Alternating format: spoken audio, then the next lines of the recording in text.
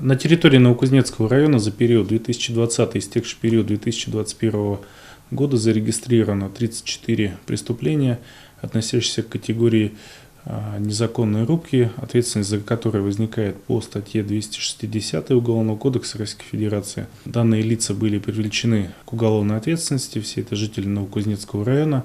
В основном жители Новокузнецкого района осуществляют незаконные рубки лесных насаждений для собственных нужд, для дров, заготавливают таким образом дрова незаконно, не получив на то соответствующего разрешения в Новокузнецком лесхозе.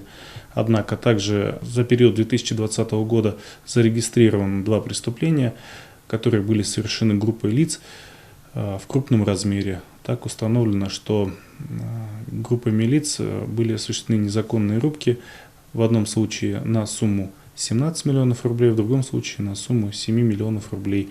В настоящее время данные уголовные дела расследованы и находятся на рассмотрении в Новокузнецком районном суде. Вырубили в основном лес, относящийся к категории хвойных лесов. Была поставлена на поток незаконная рубка с целью продажи данного леса и таким образом получения незаконной прибыли. Лицам, совершившим данное преступление, вменена статья 191 прим. 1 Уголовного кодекса Российской Федерации. Это приобретение, хранение, перевозка, переработка в целях сбыта или сбыт заведомо незаконно заготовленной древесины.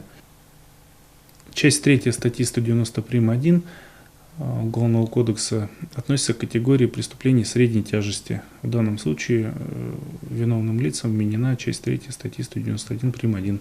Одно из уголовных дел было совершено одним человеком, то есть по уголовному делу предъявлено обвинение одному человеку. Он свою незаконную деятельность осуществлял с помощью лиц, которые просто у него были наемными рабочими, то есть они были введены в заблуждение и о незаконности рубки не подозревали, поскольку он их уверил о том, что соответствующие документы были полностью подготовлены в соответствии с действующим законодательством.